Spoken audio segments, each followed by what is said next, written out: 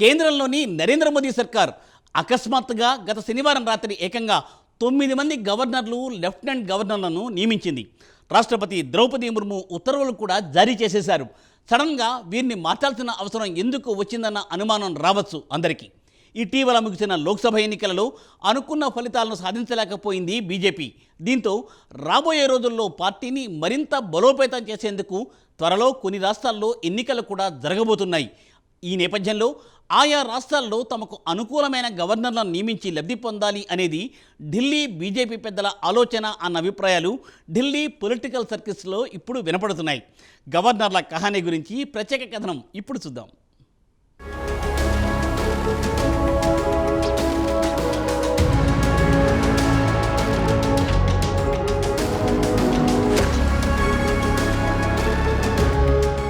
రాష్ట్రపతి ద్రౌపది ముర్ము గత శనివారం నాడు ఏకంగా 9 మంది గవర్నర్లు, లెఫ్టినెంట్ గవర్నర్లను నియమిస్తూ ఉత్తర్వులు జారీ చేశారు. అకస్మాత్తుగా ఈ గవర్నర్ల నియామకం ఎందుకు జరిగిందనే అనుమానాలు రాజకీయ వర్గాల్లో తలెత్తుతున్నాయి. దీనికి కారణం ఇటీవల ముగిసిన లోక్సభ ఎన్నికల్లో బీజేపీ అనుకున్న ఫలితాలు సాధించలేకపోయింది. లోక్సభ ఎన్నికల్లో 400 సీట్లు సాధిస్తామని గట్టి నమ్మకంతో ఉన్న బీజేపీ చివరకు 240 సీట్లతో సరిపెట్టుకోవాల్సి వచ్చింది. మెజారిటీ మార్కును కూడా దాటలేకపోయింది. దీంతో చంద్రబాబు, నితీష్ కుమార్ మద్దతు ప్రభుత్వాన్ని నెట్టుకురావాల్సి వస్తోంది. ఒక విధంగా చెప్పాలంటే మోదీకి ఇది ఇబ్బందికరమైన పరిణామమే.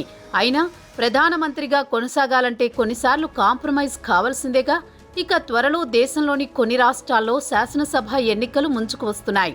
దీంతో అప్రమత్తమైన బీజేపీ అధిష్టానం వెంటనే తమకు అనుకూలమైన గవర్నర్లను నియమించుకుని ముందు జాగ్రత్త చర్యలు తీసుకుంటోంది. అదే సమయంలో పార్టీలోని కుమ్ములాటలను గాడిలో పెట్టవచ్చునని ఆలోచనతో గవర్నర్ల నియామకం జరిగిందని టాక్ బీజేపీలో బలంగా వినిపిస్తోంది.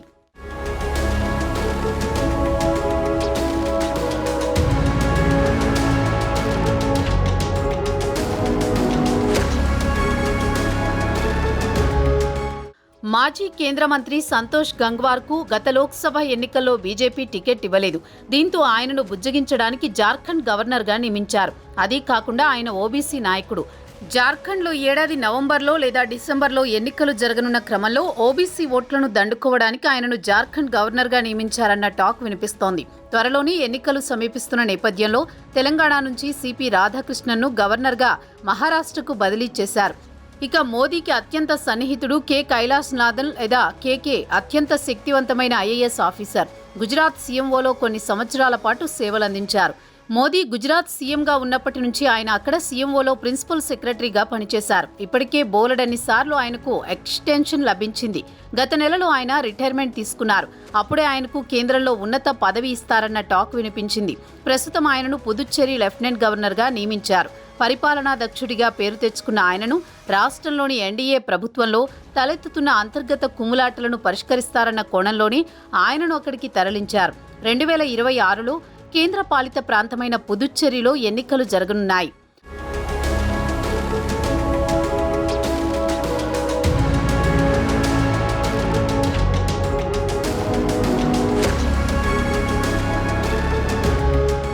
ఇక ప్రధానమంత్రి నరేంద్ర మోదీకి అత్యంత సన్నిహితుడిగా పేరు తెచ్చుకున్న బీజేపీ వెటరన్ ఓంప్రకాష్ మాథుర్ను సిక్కిం గవర్నర్గా నియమించారు.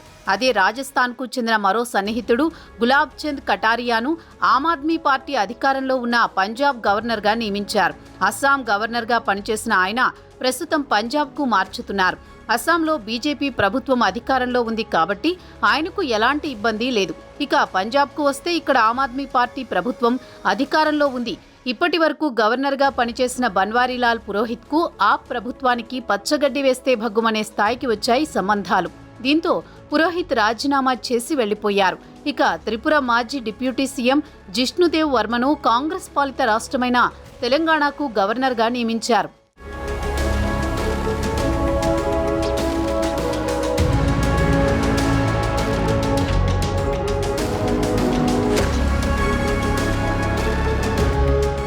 ఇక ఓపీ మాథుర్ విషయానికొస్తే ఆయన విద్యార్థిగా ఉన్నప్పటి నుంచే ప్రధానమంత్రి నరేంద్ర మోదీతో సన్నిహితంగా ఉండేవారు. మోదీ గుజరాత్ సీఎంగా ఉన్నప్పుడు ఆయన గుజరాత్ బీజేపీ ఇన్ఛార్జిగా దీర్ఘకాలం పాటు పనిచేశారు. ఇక చురుకైన రాజకీయాల నుంచి తప్పుకుందామనుకున్న ఆయనకు మోదీ గవర్నర్ పదవి ఇచ్చి తన రుణం తీర్చుకుంటున్నారు. గతంలో ఆయన బీజేపీ వైస్ ప్రెసిడెంట్గా, జనరల్ సెక్రటరీగా, రాజస్థాన్ రాష్ట్ర ప్రెసిడెంట్గా, అలాగే వివిధ రాష్ట్రాలకు యూపీ, ఛత్తీస్గఢ్లకు ఇన్ఛార్జిగా సేవలందించారు. 2014లో మోదీ ప్రధానమంత్రి బాధ్యతలు స్వీకరించినప్పుడు అమిత్ షా బీజేపీ ప్రెసిడెంట్గా బాధ్యతలు స్వీకరించారు. తన సన్నిహిత మిత్రుడు మాథుర్ను యూపీ చీఫ్గా నియమించారు. బీజేపీకే కాదు, కాంగ్రెస్కు కూడా యూపీ అత్యంత కీలకమైన రాష్ట్రం. 2002 నుంచి బీజేపీ అక్కడ అధికారంలోకి రాలేదు. దీంతో మాథుర్, అమిత్ షా, రాజస్థాన్కు చెందిన మరో నాయకుడు సునీల్ బన్సల్ కలిసి పలు వ్యూహాలు రచించి చివరకు 2017లో యూపీ అసెంబ్లీలో బీజేపీని అధికారంలోకి వచ్చేలా చేయగలిగారు. అటు తర్వాత మాథుర్ను కాంగ్రెస్ పాలిత రాష్ట్రమైన ఛత్తీస్గఢ్కు పంపించారు. అప్పటి కాంగ్రెస్ సీఎం భూపేష్ బాఘెల్ సంక్షేమ పథకాలు రాష్ట్రంలో బాగా పనిచేశాయి. బీజేపీకి అక్కడ అవకాశాలు లేవనే స్థాయికి వచ్చారు. తీరా 2023 ఎన్నికల్లో మాథుర్ రాజకీయ వ్యూహాలు చక్కగా పనిచేసి ఛత్తీస్గఢ్లో బీజేపీ అధికారంలోకి వచ్చేలా చేశారు మాథుర్. దానికి కృతజ్ఞతగా మాథుర్ను ప్రస్తుతం సిక్కిం గవర్నర్గా పంపించారు మోదీ.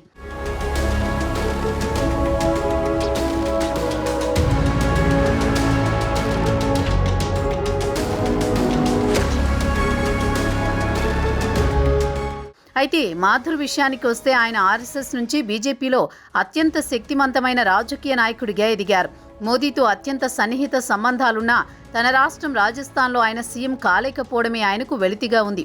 ప్రెసిడెంట్ ముర్ము గవర్నర్గా నియమించినందున రాజ్యాంగం ప్రకారం తన విధులను నిర్వహిస్తానని చెప్పుకొచ్చారు సిక్కిం కొత్త గవర్నర్ మాథుర్. ఇక మహారాష్ట్ర మాజీ స్పీకర్, మాజీ మంత్రి హరిబహు కిషన్ రావు బగానేను రాజస్థాన్ గవర్నర్గా నియమించారు. మహారాష్ట్రలో తమ కమ్యూనిటీకి కోటా ఇవ్వాలని పెద్ద ఎత్తున ఉద్యమం నడిపారు. దీంతో మహారాష్ట్ర లోక్సభ ఎన్నికల్లో బీజేపీ ఓట్లకు గండిపడింది. దారుణంగా సీట్లు కోల్పోవలసి వచ్చింది. దీంతో వచ్చే మహారాష్ట్ర అసెంబ్లీ ఎన్నికల్లో ఓట్లు దండుకోవడానికి హరిబహాను రాజస్థాన్ గవర్నర్ పదవి బాధ్యతలు అప్పగించి వారి కమ్యూనిటీకి దగ్గర కావాలనేది బీజేపీ ప్లాన్.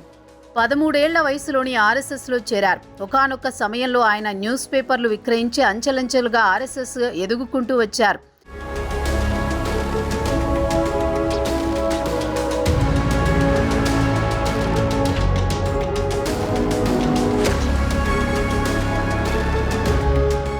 ఇక బీజేపీలో దీర్ఘకాలం పాటు ఉండి సేవలందించిన వారికి ఒక విధంగా గవర్నర్లుగా ప్రమోట్ చేస్తుందని చెబుతున్నారు బీజేపీ వర్గాలు. అస్సాంకు చెందిన రామెన్ డేఖా విషయానికి వస్తే ఆయనకు లోక్సభ టికెట్ నిరాకరించినా ఆయన పార్టీ నాయకత్వంపై ఎలాంటి విమర్శలు, ఎదురుదాడికి దిగలేదు. పార్టీకి విశ్వాసపాత్రుడిగా ఉన్నందున ఆయన బీజేపీ పాలిత రాష్ట్రం ఛత్తీస్గఢ్కు గవర్నర్గా నియమించారు. అదే మాజీ అస్సాం బీజేపీ అధ్యక్షుడు రాజన్ గొహెయిన్ విషయానికొస్తే ఆయన ముఖ్యమంత్రి హిమంతా బిశ్వ శర్మకు బహిరంగంగా విమర్శించడంతో చేతికి వచ్చిన అవకాశాన్ని కాలదనుకున్నారు. ఇక తెలంగాణ గవర్నర్గా నియమితులైన త్రిపుర మాజీ డిప్యూటీ సీఎం జిష్ణుదేవ్ వర్మ విషయానికొస్తే ఆయన ఒకప్పటి రాజ కుటుంబానికి చెందినవారు. త్రిపురలో ఆర్థిక మంత్రిగా పనిచేశారు. అయితే 2023 అసెంబ్లీ ఎన్నికల్లో ఆయన ఓడిపోయారు. దీంతో బీజేపీ ఆయన పార్టీకి చేసిన సేవలను దృష్టిలో ఉంచుకుని తెలంగాణ గవర్నర్గా నియమించింది. త్రిపుర నుంచి మొట్టమొదటిసారిగా గవర్నర్గా అపాయింట్ అయ్యింది తానేనని దేవ్ వర్మ ఎక్స్లో పోస్ట్ చేశారు.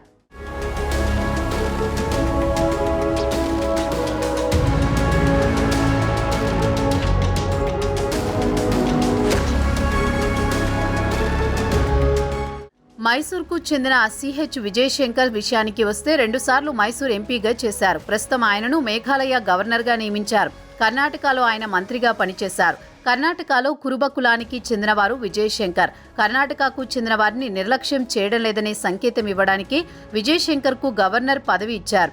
ఇక సిపి రాధాకృష్ణన్ విషయానికి వస్తే తమిళనాడు బీజేపీ ప్రెసిడెంట్, జార్ఖండ్, తెలంగాణకు గవర్నర్గా పనిచేసిన ఆయనను మహారాష్ట్ర గవర్నర్గా నియమించారు. మోదీ హయాంలో తమిళనాడుకు చెందిన 5గురిని గవర్నర్లుగా నియమించారు. ఇక మహారాష్ట్రలో గత 5 ఏళ్లలో 3 గవర్నర్లను మార్చారు. తాజాగా సిపి రాధాకృష్ణన్ వచ్చారు. ఈ ఏడాది నవంబర్ 26న మహారాష్ట్రలో ఎన్నికలు జరగనున్నాయి. అందుకే ఆయనను అక్కడికి మార్చారు. మరి కొత్తగా గవర్నర్లను నియమించినందువల్ల వచ్చే అసెంబ్లీ ఎన్నికల్లో బీజేపీకి ఫలితం దక్కుతుందా లేదా వేచి చూడాల్సిందే.